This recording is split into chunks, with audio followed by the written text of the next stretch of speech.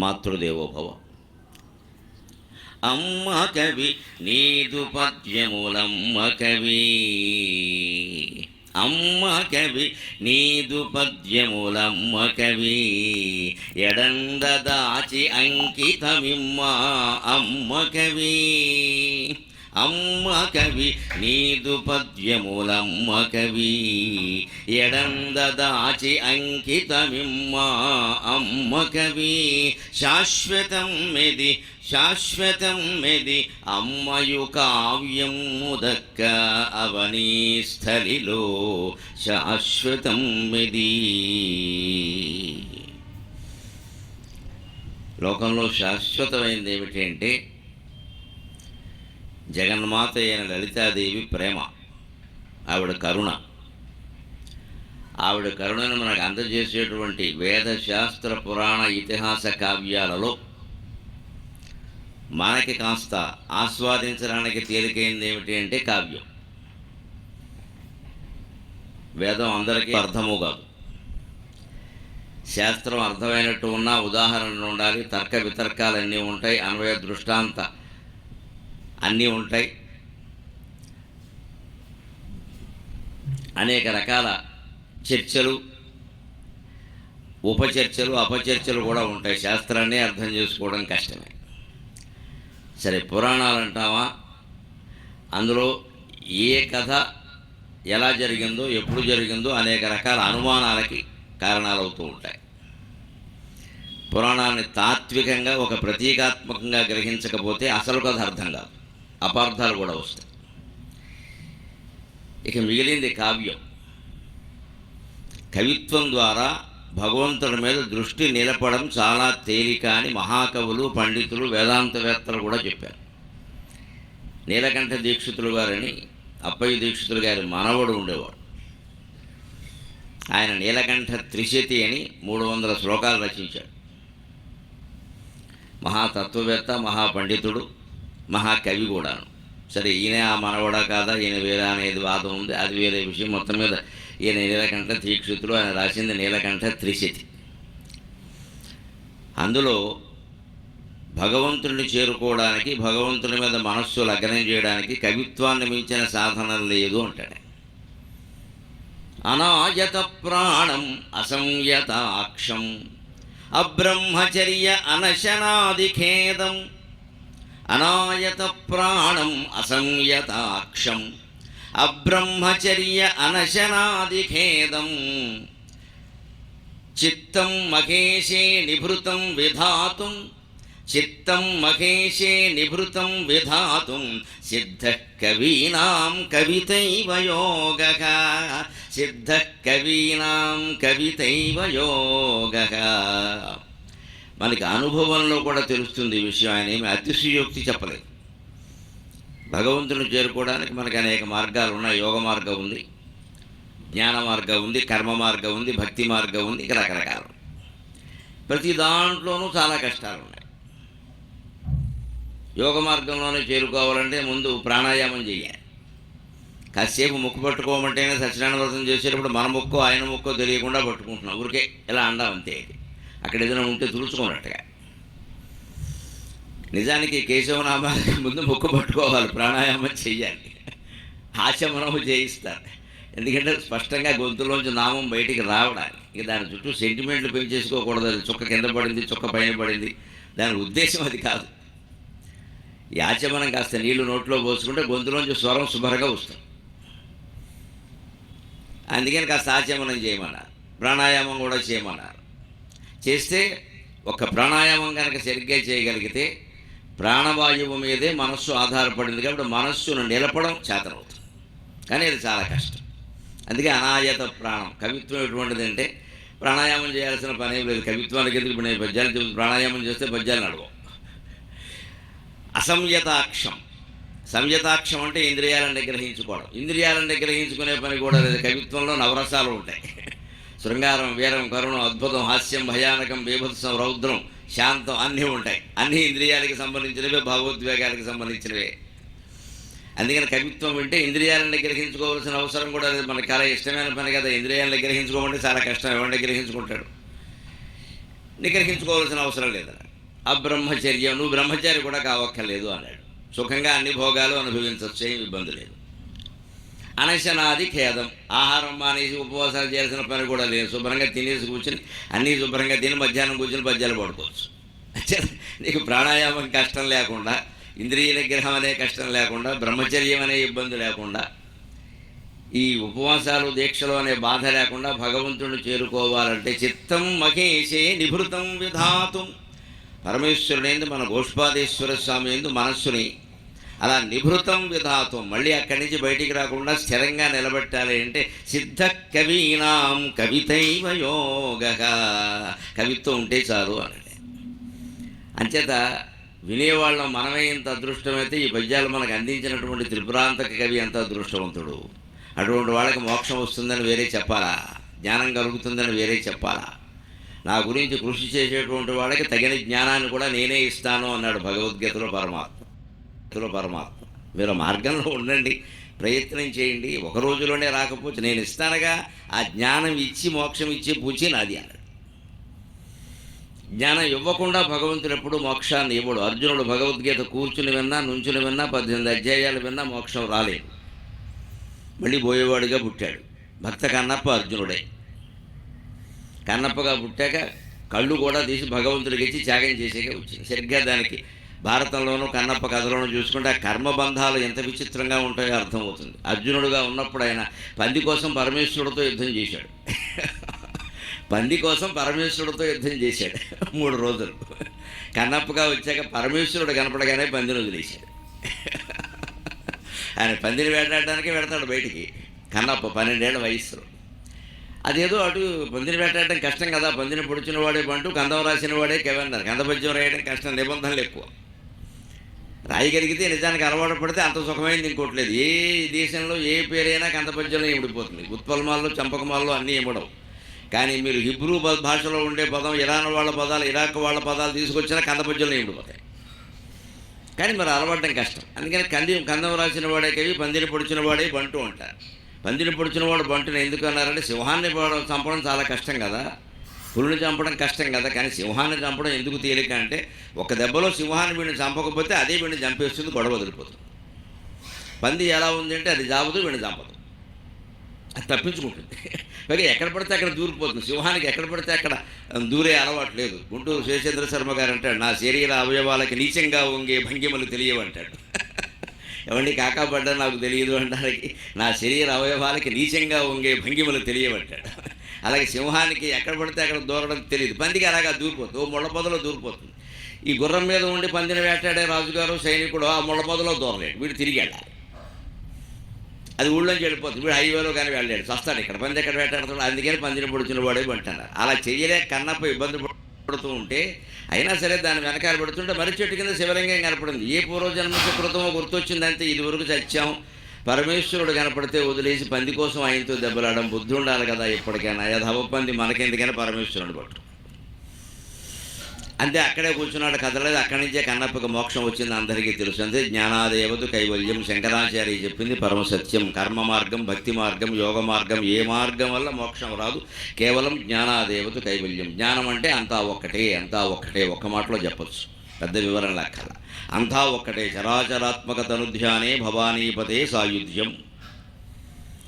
చరాచరాత్మకమైన ఈ జగత్తంతా ఒక్కటే అనడం, అది కవిత్వం ద్వారా సాధించవచ్చు. మనం దాంట్లోనే అయ్యలరాజు త్రిపురాంతర కవి రచించినటువంటి రఘువీర శతకంలో కొన్ని పద్యాల ద్వారా నిన్న ఆ విశేషాలు తెలుసుకున్నాం. ఈవేళ మరికొన్ని విశేషాలు తెలుసుకుని మనం భక్తి జ్ఞాన వైరాగ్యాలతో రామచంద్రమూర్తి పాదసేవ చేసుకుంటూ జీవితాన్ని హాయిగా గడిపేటువంటి ప్రయత్నం చేద్దాం. ఇప్పుడు ఏమంటున్నాడంటే తర్వాత మరో అద్భుతమైన పద్యంలో రాముడికి ఉన్నటువంటి ఒక నియమాన్ని ఈయన ఆక్షేపిస్తున్నాడు. నిజంగా నీకే నియమం ఉందా, ఏదో చెప్పేసావు గొప్పలకి, పత్రికల వారికి ప్రకటించావు, ఒకటే మాట, ఒకటే భార్య, ఒకటే బాణం, వారందరూ ఇంకా హెడ్డింగ్లు పెట్టుకుంటున్నారు అప్పటి నుంచి. నిజంగా నీకు ఈ నియమం ఉందా అంటున్నాడు. అవునా?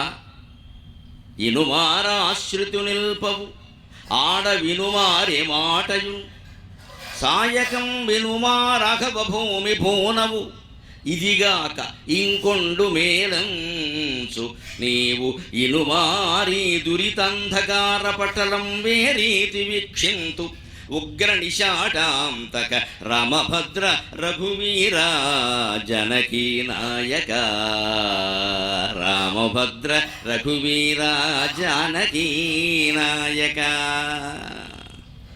ఇనుమార ఆశ్రుతు నిల్పవు. ఒకటే మాట, ఒకటే బాణం, ఒకటే భార్య అని బాగా ఉందయ్యా నీకు ప్రచారం. అది మేము కాదనలేని విషయం. ఇది ఎవరి కోసం రెండో బాణం నువ్వు వేయాల్సిన అవసరం రాలేదు. ఒక్క మాట రామోద్విర్నాభిభాషతేన రాముడే అంటాడు స్వయంగా అయోధ్యకాండ. రాముడికి రెండో మాట మాట్లాడడం తెలియదు, మాట ఇస్తే కట్టుబడ్డమే అంతే. అందుకని అది మేము చూసాం వనవాసం విషయంలో. సరే, ఒకటే భార్య అనేది జగత్ప్రసిద్ధమైన విషయమే, అందులో అనుమానమేం లేదు. ఇంకా ఇనుమార ఆశ్రితు నిల్పవు, ఇది కూడా ఉండాలి కదా. నిన్ను ఆశ్రయించిన వాడు నిన్ను రెండోసారి ప్రార్థించడానికి వీల్లేదు, ఇది కూడా ఉంటే బాగుంటుంది అంటాడు. నడిచే ఎత్తునే పొడవడం అని 4 రకాల మంచి లక్షణాలు ఉన్నవాడిని ఇంకొన్ని మంచి లక్షణాలు కలిగి ఉండరా అంటాం. అసలే మంచి లక్షణం ఒక్కటి లేకుండా చెడ్డ లక్షణాలు ఉండే సన్నాసి ఉంటాడే వాడిని ఏమంటాం తెలుసా మనం? శుభ్రంగా 3 పూట్ల భోజనం పెట్టి వాడు తాత పోలికి అంటాం. ఎంత గౌరవించామో. మంచివాడిని చెడగొడతాం. ఈ మంచివాడు ఎవడన్నా ఇంట్లో ఉంటే మంచి అమ్మాయి కానీ మంచి అబ్బాయి కానీ అన్ని పనులు వాడికే చెప్పి వాడిని చంటేస్తారు. వాడి మంచిదానం అంతా పోయేలాగా. ఈ బద్ధకస్తులకు చెప్పరు. వాడికి ఎలాగో బద్ధకమే రా నువ్వేమయ్యావంట. దీని గురించి చాలా సామెతలు ఉన్నాయి తెలుగులో, చెప్తే బాగుండదు. పెట్టేవాళ్ళకంటే పెట్టని వాళ్ళే ఎక్కువ అవుతారు. వీళ్ళకి పెట్టిన తల్లి పెట్టకపోయే చాలా ఉన్నాయి. మన ఇళ్లలోనూ అంతే. కాస్త మంచితనం ఉన్నవాడిని ప్రోత్సహించాలి. ముందు ఈ బద్ధకస్తుడిని కాస్త లేవగొడుతూ ఉండాలి. వీడికి బాగా ప్రాధాన్యం ఇచ్చి వాడు ఎలాగూ చేయడు, వాడంతే, వాడు వినడు అని రెండో వాడిని చంపేస్తే వీడు చచ్చిపోతాడు. అన్యాయంగా నడిచే ఎత్తునే పొడవడం అంట. ఇలా సరదాకి కవి కూడా ఏమంటున్నాడంటే, దేవుడు తప్పితే మనకు ఆక్షేపించడానికి ఎవరండి అన్నిటికీ దేవుడే లోకువ. అందుకే నీకు ఇవన్నీ ఉన్నాయి కదా. ఆశ్రయించిన వాడిని మళ్ళీ రెండోసారి ఆశ్రయించేలా చేయొచ్చా? ఒకటే మాట, ఒకటే బాణం, ఒకటే భార్య ఉన్నవాడు ఇది మాత్రం పాటించలేవా? ఇనుమార ఆడ వినుమార్ ఏ మాటయు రెండోసారి మాట్లాడవు కదా, ఒకటే మాట కట్టుబడి ఉంటావు కదా. సాయకం వినుమా రాఘవ భూమి బూనవు, యుద్ధంలో ఎవడి మీద రెండో బాణం వేసే అవసరం లేదు కదా, ఒకటే బాణంతో లేపేసావు కదా. అటువంటప్పుడు ఇదిగాక ఇంకొండు మేలంచు, దీనికంటే గొప్పది ఇంకోటి ఉందయ్యా. నిజం చెప్పాలంటే నీకు ఒక బాణం అయితే, ఒక భార్య అయితే మాకెందుకు వచ్చింది, మాకేం విషయం ఇవన్నీ. రావణాసురుడు ఎవడో చూసుకోవాలి. సీతాదేవికి ప్రయోజనం ఏంది, నీకు ఒక భార్య అయితే మాకేమైందయ్యా. సీతాదేవికి ప్రయోజనం ఏంది, మాకేమైంది. మాకేదైనా కావాలంటే నువ్వేం చేయాలంటే రామచంద్ర ఇనుమారి దురితంధకార పటలం వేరీతి వీక్షింతువు, నేను చేసిన పాపాల సమూహం నీ దర్శనం వల్ల కూడా దగ్ధం కాలేదు అంటే అది నీ లోపమే కానీ నా లోపం కాదు అంటున్నాడు. ఇది భక్తుడి యొక్క స్వతంత్రం అంటే. నీ నెత్తి మీద తేలుందంటే నీ చేత్తో తీసేయాలంటే, నీ గుళ్ళోకి వచ్చినా కూడా దర్శనం చేసుకున్నా కూడా నిన్ను కీర్తించినా కూడా నా దురితాంధకార పటలం, ఈ పాపం అనేటువంటి చీకట్ల సమూహం ఇంకా ఉంది అంటే అది నీకు లోపం అయ్యా. పోనీ నువ్వు అనొచ్చు, శ్రీరామనవమికి మొక్కుకోరా, ప్రతి ఏదో రాముడికి ఏదో ఏ వారం ఇష్టమో ఇంతవరకు మన వాళ్ళు ఎవరో నిర్ణయించలేదు అనుకుంటానా. అదో శివుడికి సోమవారం, ఆంజనేయ స్వామికి మంగళవారం పెట్టారు. రాముడికి ఏ వారం లేదు, ఖాళీగా ఉంది బుధవారం. అది ఆయనకి వారేద్దాం గొడవ లేకుండా. పైగా బుధవారం ఆయనకి నిజంగానే ఇష్టం అవుతుంది. నాకు ఎందుకు తోచిందో కానీ రామరక్షా స్తోత్రాన్ని బుధకౌశికుడు రచించాడు. గురుకౌశికుడు, శుక్రకౌశికుడు రచించలేదు, బుధకౌశికుడు ఆయన పేరు. అందుకని బుధవారం రామచంద్రమూర్తికి ఇష్టం అనుకుని రాముడి గుళ్ళోకి బుధవారం పెడదాం, దానికి ఏముంది గొడవ లేదు. అందుకని ఏదో ఇలాగ పోనీ 16 బుధవారాలు మొక్కుకోరా అంటావేమో. అన్ని మొక్కులు మొక్కితే నీ గొప్పతనం ఏముంది, ఇక్కడ ఇతర దేవతలకి నీకు తేడా ఏముంది? ఇతర దేవతలకి నీకు తేడా ఇవ్వండి. మనకి దేవతా విగ్రహాల్లో కూడా సులభమైనవి కొన్ని ఉన్నాయి, దుర్లభమైనవి కొన్ని ఉన్నాయి. శివుడు సులభ సాధ్యుడు, ఏమి లేదు, ఆయన నెత్తి మీద నీళ్లు పోసి 4 ఆకులు వేస్తే చాలు లొంగిపోతాడు. అమ్మవారు అలా దొరకదు, దొరికినట్టే దొరుకుతుంది, చంపబాయి కొట్టేస్తుంది. ఆవిడ శక్తి ఆయుధం ఎప్పుడు 2 వైపులా పనిచేస్తుంది. భారత యుద్ధం 18 రోజుల యుద్ధాన్ని జాగ్రత్తగా చదివితే పరిశీలిస్తే అర్థమవుతుంది. కొందరు బ్రహ్మాండమైన వ్యక్తులు వేసిన శక్తులు వాళ్ళ మీదకి తిరిగి వచ్చాయి. ఎందుకంటే శక్తి ఇది 750 కేజీల బరువు కలిగినటువంటి మనిషిని చంపాలి అని శక్తిని ప్రయోగిస్తే వాడు 550 కేజీలే ఉన్నాడు అనుకోండి, వాడిని చంపి మిగిలిన 200 కేజీల కోసం వీడి దగ్గరికి వచ్చి వీడిని వేసేస్తుంది. ఈ కృత్య, ఈ దుర్వాసులు ప్రయోగించే కృత్యలు, క్షుద్రదేవతారాధనలు ఇవన్నీ అలాగే ఉంటాయి. చేతబడి బాణామతి లాంటివి అంటూ ఉంటారు. ఇవన్నీ ప్రయోగాలు వికటిస్తాయి. వాళ్ళందరికీ మీకు ఒకటే లెక్క, ఒంటి నిండా పొక్కులు వచ్చేస్తాయి. ఉపాసకులకి ఇవి వచ్చాయంటే ఇంక వాళ్ళ దగ్గరికి వెళ్ళక్కర్లేదు, మనం ఇంక వేరే చూడక్కర్లేదు. ఇంకా ఈ చేతి నిండా పొక్కులు వచ్చేస్తాయి. ఇంకా చొక్కా విప్పితే ఇంకా ఘోరం. అందుకే చొక్కా మీద చొక్కా దొడుకుతారు నాటకాలు ఇవన్నీ. అంచేత ఈ శక్తి ఉపాసన రకరకాల దేవతా ఉపాసనలు ఉన్నాయి. మాతంగి ఉపాసన తొందరగా వస్తుంది, శీఘ్రం. ఇప్పుడు ఏదో కొత్తగా మొదలెట్టారు రాజకీయ శ్యామలను చేసేసారు అవి. అందుకే ఈ ఉపాసనలు ఉన్నాయి, తొందరగానే వస్తే తొందరగానే పోతాయి కూడా. అదే రామచంద్రమూర్తి ఉపాసన, శివుని ఉపాసన, కృష్ణుని ఉపాసన, ఇవి సాత్విక ఉపాసనలు. ఇవి ఫలించడానికి ఆలస్యం కావచ్చు, కానీ అపకారం చేయవు. నువ్వు అందులో చిన్న చిన్న దోషాలు చేసినా పర్వాలేదు, సరిపెట్టుకుంటారు. సాత్విక దేవతలు వాళ్ళు ఏ పదార్థాలు సత్యనారాయణ వ్రతం చేసేటప్పుడు మనం ఏదైనా చిన్న తేడా పెట్టి అక్కడ మామిడి పండు బదులు అరటిపండు పెట్టినా, అరటిపండు బదులు నిమ్మపండు పెట్టినా ఏమనుకోడు, ఏదో దొరికింది పెట్టాలి అనుకుంటాడు సత్యనారాయణ స్వామి. అది వేదం ప్రధానంగా సాగే శ్రౌత ప్రక్రియ. స్మార్త ప్రక్రియలు ఉంటాయి. ఆప్తికం ఉంది, అది స్మార్తం. అక్కడ మనం దర్భ అంటే దర్భ దొరకలేదని చెప్పి దానిమ్మాకులు పెడితే కుదరదు. అక్కడ దర్భ అంటే దర్భగడ్డి దొరకలేదని చెప్పేసి ఒట్టిగడ్డి పట్టుకొస్తే కుదరదు. దర్భ అంటే దర్భ. అది తద్దినంలో ఉండే మంత్రాలు, అక్కడ వాడే వస్తువులని ఈమెయిల్ పాస్వర్డ్, ఆ పాస్వర్డ్ అర్థమైతే ఇవన్నీ అర్థమవుతాయి. ఈమెయిల్ పాస్వర్డ్ ఎలా ఉంటే డాట్ అంటే డాట్, డాష్ అంటే డాష్, క్యాపిటల్ అంటే క్యాపిటల్, స్మాల్ అంటే స్మాల్ ఉంటే తప్ప అది ఓపెన్ అవ్వదు. అంటే పితృదేవతలకు తీర్థం ఇస్తున్నామంటే బొట్టన వేలుతూ వాళ్ళు చిట్టింగ్ వేలు పెట్టామంటే వచ్చిన వెళ్ళిపోతారు. ఇది నాది కాదు అబ్బాయి అనుకుంటాడు. అది పాస్వర్డ్, సంకేతం. అది సంకేతం. స్వాహాస్వధామతిర్మేధ శృతిస్మృతిరనుత్తమ. ఈ 6 నామాల్లో ఉన్నదంతా పితృదేవతల ప్రక్రియ. స్వాహ, స్వధ, మతి, మేధ, శృతి, స్మృతి. అక్కడ శాస్త్రోక్తమైనటువంటి పితృకార్యాలకి భక్తి ప్రధానమైనటువంటి వ్రతాలు, నోవులు మొదలైన వాటికి ఉండే తేడా చెబుతారు ఆ నామాల్లో. స్వాహ, స్వధ, మతి, మేధ, శృతి, స్మృతి. అందుకని దేవతానుగ్రహాన్ని మనం పొందడంలో అడ్డదారులు, పక్కదారులు పనికిరావండి. సాత్విక మార్గం సుఖంగా ఉంది, అదే కవితా మార్గం. ఇలాంటివి చదువుతూ వింటూ ఉంటే మనస్సు నిలబడుతుంది, హాయిగా. నిలబడలేదు, ఇంకోసారి నిలబడుతుంది. అపకారం మాత్రం జరగదు.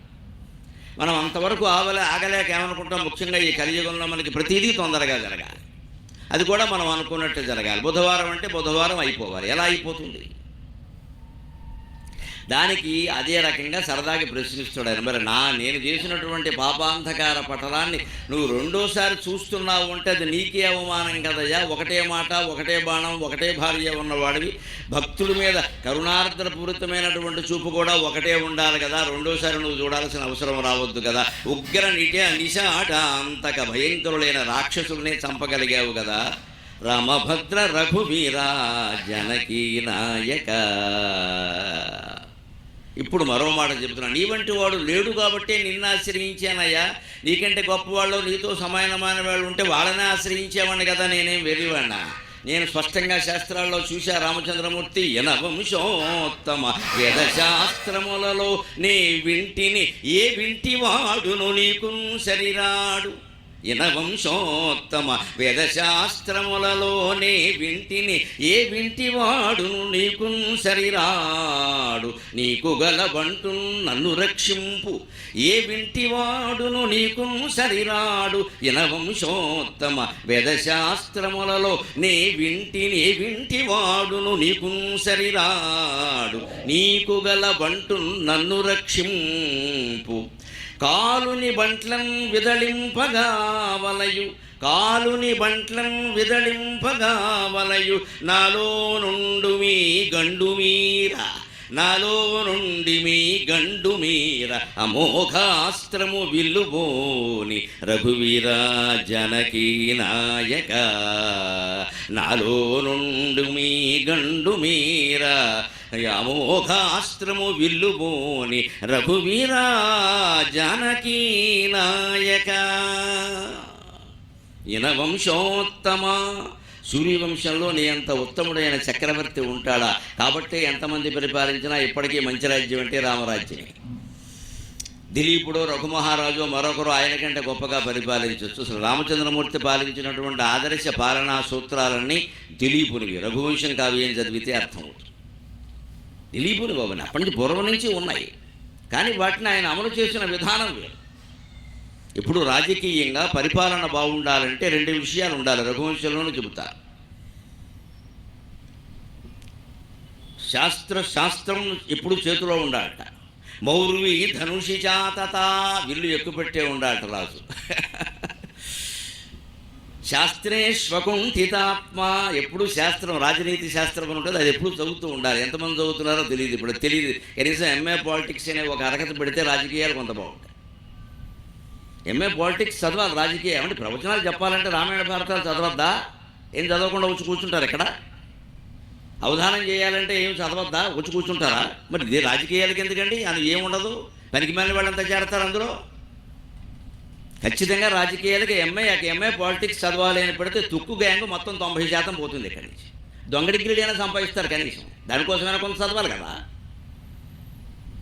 ఏమి పాలిటిక్స్ అనే స్పెల్లింగ్ రాయడం చేత కదా వాడు పాలిటిక్స్లో ఎందుకంటే వాడు బాబు చేయాలని వీడు చేస్తాడు, వాడు ఆస్తులన్నీ వీడు కాపాడడానికి. మంటెత్తిపోతుంది నిజంగా మాట్లాడతాను, అందుకే ఎక్కువ మాట్లాడండి. ఒళ్ళు మండిపోతుందండి నిజంగా, ఎవడు చేరుతున్నాడు ఏ రంగంలో అని. మా రంగాల్లో ఎవరైనా అనర్హులైన వ్యక్తులు వస్తే మీరు ఇరుకుంటారండి, రెండో రోజు వస్తారా జనం, పోతారు అక్కడి నుంచి. ఏ అర్హత లేని పనికిమాల రంగం ఏదంటే రాజకీయ రంగం. ప్రతివాడు అందులో చేస్తారు, హడిగా ఉంటే అందులో చేస్తారు. అందుకే మొత్తం తగలబడింది. శాస్త్రే స్వకుంఠితా బుద్ధికి మౌర్వీ ధనుషి చాతత తస్య సమృతమంత్రస్య ద్వయమేవ అర్థసాధనం. రఘువంశంలో చెబుతాడు కాళిదాసు. ఎప్పుడూ రాజ్యాంగంలో మంత్రివర్గ రహస్యాన్ని కాపాడుకోవాలి. రాజు ఆలోచన ఎవరికీ తెలవడానికి వీల్లేదు. ఇవాళ ఇంకా ఆలోచన కూడా లేకుండానే మీడియాలో వచ్చేస్తుంది. పైగా ఒక మీడియాలో ఒకలా వస్తుంది, ఇంకో మీడియాలో ఇంకోలా వస్తుంది. ఏ మీడియా ఏడవాలో మనకి తెలియదు. ఎప్పుడూ పరిపాలన బాగుండాలంటే రామచంద్రమూర్తి పరిపాలన ఎందుకు బాగుంటుంది? మౌర్వీ ధనుషి చాతత. ధనుస్సులో మౌర్వి అంటే వింటినారు, ఇలా లాగిపెట్టే ఉన్నాడు ఇక్కడ. ఆప్తసద్య ధనుషా విశుస్పృశౌ సన్నద్ధ కవచీ ఖడ్గి అని రామరక్షా స్తోత్రంలో చెప్పినట్టే. ఎప్పుడు ధనుస్సు ఎక్కుపెట్టే ఉన్నాడు. తేడా వస్తే తోలు తీస్తా, అలా ఉంటేనే పరిపాలన నడుస్తుంది. ఆ తేడా పాలించేవాళ్ళైనా వస్తే నమశివాయ, చేసేదేంటి ఇక్కడ. మళ్ళీ ఆ పరిపాలన ఎలా ఉండాలి? వాడి ఇష్టం వచ్చిన ఉండకూడదు. శాస్త్రే స్వకుంఠిత బుద్ధికి, రాజనీతి శాస్త్రం, మనుధర్మ శాస్త్రం దగ్గర నుంచి రాజ్యాంగం వరకు ఎలాంటి పరిపాలన చెప్పాయో అందులో మంచి విషయాలని జాగ్రత్త తీసుకుని అలాగే పరిపాలించాలి. అంటే ఆ గ్రంథాలు చదవాలి. ఇక రామరాజ్యం ఎందుకంత బాగుంది అంటే ఆయన 13 ఏళ్లకే ఆ గ్రంథాలన్నీ చదివాడు. నిన్న మనం దండి దశకుమారి చరిత్రలో ఏం చెప్పుకున్నాం అవన్నీ చదివాడు 13 ఏళ్లకే. కాబట్టి పరిపాలన బాగుంది. చదవగానే సరిపోయిందో, చదివిన వాళ్ళు చాలామంది ఉన్నారు. చదివిన ఆచరించొద్దు, ఆచరణలో పెట్టద్దు, ఆచరణలో పెట్టారు. అందుకని పరిపాలన బాగుంది. అందుకని ఇక్కడ అంటున్నాడు కవి ప్రత్యేకంగా, నీ వంటి విలుకాడు లేడు అని వేదశాస్త్రాలన్నింటిలో చెప్పాడు. సూర్యవంశంలో ఎంతమంది ఉన్నా నీ పేరే చెప్పుకుంటున్నారు. ఇప్పటికీ యనవంశోత్తమ వేదశాస్త్రములలోనే వింటి, వేదంలో, శాస్త్రంలో, పురాణాల్లో, ఇతిహాసాల్లో, కావ్యాల్లో రామనామం లేని శబ్దం గ్రంథం ఉందా? రాముడి గురించి ఎంతమంది ఎన్ని రకాలు చెప్పారు. ఇప్పుడు కొత్తగా ఏదైనా సినిమా సాంఘికమైన సినిమా తీయాలన్నా రామాయణమే ఆధారం. రామాయణమే ఆధారం. మళ్ళీ రామాయణం మీద కొన్ని 500 కోట్లు పెట్టుబడి పెట్టి కొత్త సినిమా తీయడానికి సిద్ధంగా ఉన్నారు. రాముడి ప్రభావం ఎప్పటికి ఉంది అనడానికి నిదర్శనం 500 కోట్లు పెట్టుబడి, సామాన్యం కాదండి. అంటే ఇప్పటికీ కోట్లు నష్టపోయినా సరే, దెబ్బతిన్నా సరే, విజయం సాధించినా సరే సీతారాముల మీద నమ్మకం జాతికి చెదరలేదు అనడానికి ఇది ఉదాహరణ. నీకేమో అలా తీస్తేనే చూస్తాను. నువ్వు సోషల్ సినిమా తీసినా సరే రామాయణము భారతం అందులో ఉండాల్సిందే. నీ ఇష్టం వచ్చిన స్టోరీ పెడితే చూడరు. ఇక్కడ ఆ కథ వింటూ ఉంటే రామాయణ కథ, భారత కథ గుర్తు రావాలి. అప్పుడు జనాన్ని ఇష్టంగా చూస్తారు. దాన్ని రిజంబ్లెన్స్ అంటారు ఇంగ్లీషులో. అలా ఇప్పటికీ అవే ఆధారం. మంచికి చెడ్డకి మీరు విమర్శించండి, ప్రశంసించండి, దానికి అదే ఆధారం. అలాగా ఈ చరిత్ర ప్రసిద్ధమైందే. నేను పురాణాల్లో, ఇతిహాసాల్లో ఉన్నా నీ వంటి వాడు నే వింటిని ఏ వింటివాడును నీకును సరిరాడు. ఇది ప్రయోగం అంటే, అనుప్రాస ప్రయోగం అంటే ఇది యమకానుప్రాస అంటారు. అచ్చులతో, హల్లులతో పాటు అచ్చులతో కూడా 2 అక్షరాల కంటే ఎక్కువగా వరుసగా వస్తే దాన్ని యమకానుప్రాస. నే వింటివాడు, నే వింటి అని 2 వచ్చింది. కానీ విడదీస్తే నే విన్నాను. ఏ వింటి వాడును నీకు సరిరాడు, నే వింటివాడును నీకు సరిరాడు. నే విన్నానయ్యా, ఇల్లు పట్టుకున్నవాడు ఎవడు నీతో సరిచ్చేవాడు ఇంకొకడు లేడయ్యా. అందువల్ల నీకు గల బంటు నన్ను రక్షింపు. నీకు గల బంటునంటే నీకు నేను ఒక్కడనే బంటుని రిజర్వేషన్ చేసేసాడు. అది భక్తి తీవ్రత. ఎప్పుడు దానికే భగవంతుడు లొంగుతాడు. నన్ను మించిన భక్తులు నీకు ఎవరున్నారా చూపించవా అని అనాలంటే ఎంత చిత్తశుద్ధి ఉండాలండి. ఎంత చిత్తశుద్ధి ఉండాలి. నన్ను మించిన భక్తులు నీకు ఎవరున్నారు? మా అమ్మవారితో నేను అన్నాను ఒకసారి బాధ కలిగి, నేను నీ దివ్య తేజమ్ము కనుగొనగా నేను తపస్విన కవిత నీకు లోకువ నను మన్నింపవు నాకు కనపడవుగా,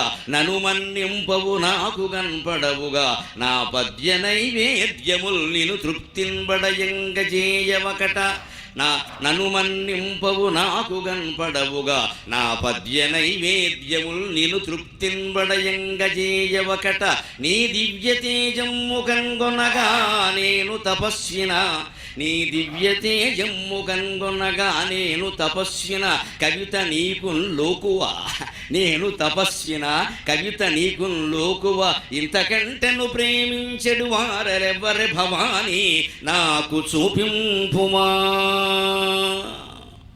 అని ఒళ్ళుమంటే మా అమ్మవారితోనే అన్న. నాకంటే నిన్నెవరు ప్రేమిస్తున్నారో నాకు చెప్పమాన. భవానీ అంటే అమ్మవారు, అపార్థాలు తీసుకురాకండి.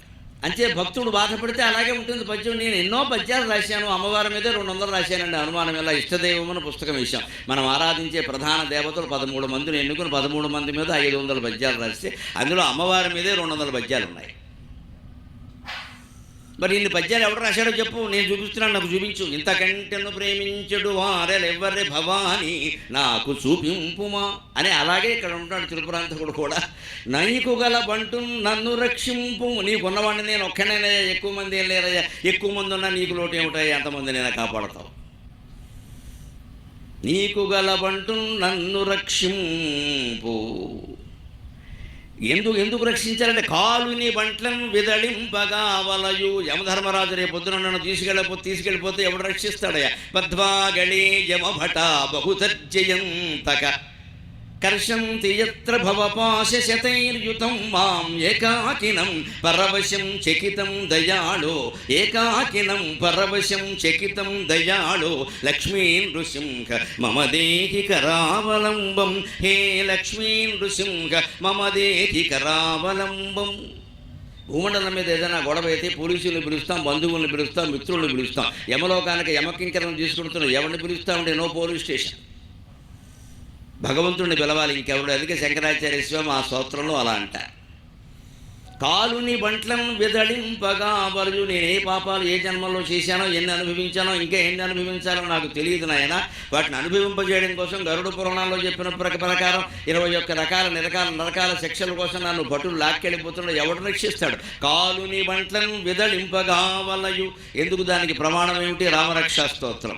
తద్భజ్జనం భవ బీజానాం ఆజ్జనం సుఖ సంపదాం, తజ్జనం యమదూతానాం రామ రామేతి గర్జనం.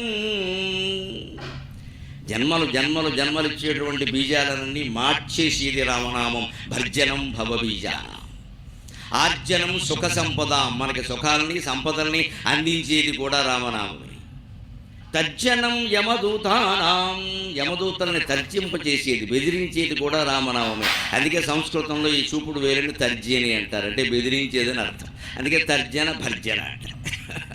ఏదైనా చర్చ జరిగితే తర్జన భర్జన జరిగిందని. చర్చల్లో ఒక్కోసారి బెదిరిస్తాడుగా ఎవడన్నా తర్జనం అనమాట. భర్జనం అంటే వేపుడు మొక్కలు వేయించినట్టు అటు ఇటు తిప్పడం. చర్చ అంటే అదేగా.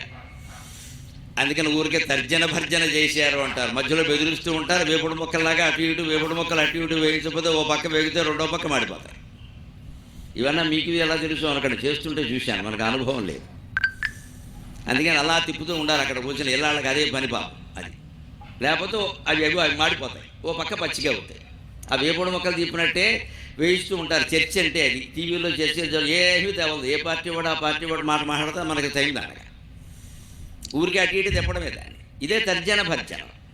అందుకని రామనామం భవబీజాలని భర్జనం చేస్తుంది, సుఖ సంపదలని ఆర్జనం చేస్తుంది, యమదూతలని తర్జనం చేస్తుంది. నా భక్తుల జోలికి రావడానికి నువ్వెవడవరా అంటుంది ఖచ్చితంగా. అందుకని కాలుని బంట్లను విదళింపగా వలయు, నాలో నుండి మీ గండు మీర అమోఘాస్త్రము విల్లుబూని, అమోఘమైన అస్త్రాన్ని వింటిని ధరించి నాలో ఉండవయ్యా అంటున్నాడు ఆయన.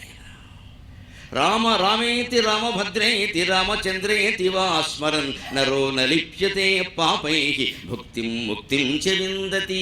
బుధ కౌశికుడు మాట రామరక్షా స్తోత్రంలో. అందరికీ చెబుతున్నానమ్మా, మహిళలకి ప్రత్యేకంగా చెబుతున్నా. ఎప్పుడైనా కాస్త భయం అనిపిస్తే, ఒంటరిగా ఇంట్లో ఉండాల్సి వస్తే, ఒంటరిగా ప్రయాణం చేయాల్సి వస్తే ఎవరైనా సరే రామరక్షా స్తోత్రం చదవండి. అంతకు మించి కాపాడేటువంటి స్తోత్రం లేదు. నిజానికి అద్భుతమైన స్తోత్రం. 29 శ్లోకాలు 30 శ్లోకాలు ఉంటే అద్భుతమైన స్తోత్రం. ప్రతిదీ రక్షిస్తాడు. రాముడు రక్షిస్తాడు, లక్ష్మణుడితో సహా రక్షిస్తాడనే ఉంటుంది. మన భయాలన్నీ పోతాయి, మన ధైర్యాలన్నీ పోతాయి. ఈ ఊరికే ఈ భయాలు పోగొట్టుకోవడానికి, కోరికలు తీరడానికి మతాలు మారిపోవలసిన అవసరం లేదమ్మా. మన మతంలోనే 100 మంది దేవతలు ఉన్నారు. వీళ్ళు కాకపోతే వాళ్ళు. ఎన్ని కోరికలైనా తీర్చడానికి, ఎన్ని భయాలైనా పోగొట్టడానికి 3 కోట్ల మంది దేవతలను కలిగిన మతం ప్రపంచంలో హిందూ మతం ఒకటే. ఇక లేదు, ఇక పుట్టదు. మతం మారాల్సిన అవసరం ఇతరుల వరకైనా ఉంటుంది కానీ హిందువై పుట్టిన వాడికి ఉండదు. మన దగ్గరే ఉన్నారు బోడు మంది. నీకు ఏం కావాలంటే అంతమంది మినిస్టర్లు, అన్ని కౌంటర్లు ఉన్నాయి ఇక్కడ. అంటే ప్రయాణం చేస్తున్నావు, రామరక్షా స్తోత్రం చదువుకోవాలి. అప్పుడు కూడా ఏదో ఫోన్ ఎట్టి కెలకడం, ఇక్కడ అరచేతిలో శ్మశానం. దాని బదులు చదువుకోవచ్చు కదా, అందులోనే అది పెట్టుకోవచ్చు కదా, ఎవరొద్దనా. అంత ధైర్యాన్ని ఇస్తుంది. ముందు ఆత్మవిశ్వాసం పెరగాలంటే పరమాత్మ విశ్వాసం ఉండాలి. పరమాత్మ విశ్వాసం పెరగాలంటే ఆత్మవిశ్వాసం ఉండాలి. రెండు భేదమేం కాదు. ఆత్మజీవుడు, పరమాత్మ దేవుడు, అంతకంటే ఉంది. ముందు నీకు దేవుడి మీద విశ్వాసం ఉంటే నీ మీద నీకు నమ్మకం కూడా పెరుగుతుంది. రక్షించడానికి ఒకడున్నా అంటే ముందు ధైర్యం వస్తుంది. ఆ ధైర్యమే ఆత్మవిశ్వాసాన్ని పెంచుతుంది. ఈ ధైర్యం ఎప్పుడైతే పెరిగిందో నా పనులు నేను చేసుకోగలను, నేను ఒంటరిగా ప్రయాణం కూడా చేయగలను అన్నావు. నువ్వే దేవుడు, నీతో కూడా దేవుడు అన్నట్టే వేరే చెప్పేదేవుడు. ఇంకా ఈ రెండు పరస్పర ఆధారితాలు, ఆత్మవిశ్వాసం, పరమాత్మ విశ్వాసం. ఈ విజయాన్ని సాధించడానికైనా 6 మెట్లు, 7 మెట్లు, 16 మెట్లు ఉండవు. 2 మెట్లు ఉంటాయి. ఒకటి ఆత్మవిశ్వాసం, 2 పరమాత్మ విశ్వాసం. ఇవి ఉంటే ఎవరైనా సాధిస్తారు. అందుకని నేను ఇంతమందిని నువ్వు కూడా ఇలా చేస్తుంది. నీ గురించి నేను విన్నానయ్యా, నన్ను రక్షింపు. కాలుని బంట్లను వెదలింపగా వలయు, నాలో నుండి మీ గండు మీరన అమోఘాస్త్రము విల్లుబోని రఘువీర జానకీ నాయక. అమోఘమైన అస్త్రాన్ని వింటిని కూడా ధరించి నాలో ఉండవయ్యా అన్నాడు. ఇప్పుడు ఇంకో మాట అంటున్నాడు చాలా విచిత్రంగా. హనుమంతుడు మనం బాగా ప్రశంసిస్తాం కదా, ఆయనకి అంతకంటే ఎక్కువ విషయాలు తోచి. హనుమంతుడొక అబ్ధి దాటనని ఎలా ప్రస్తుతులు చేయగా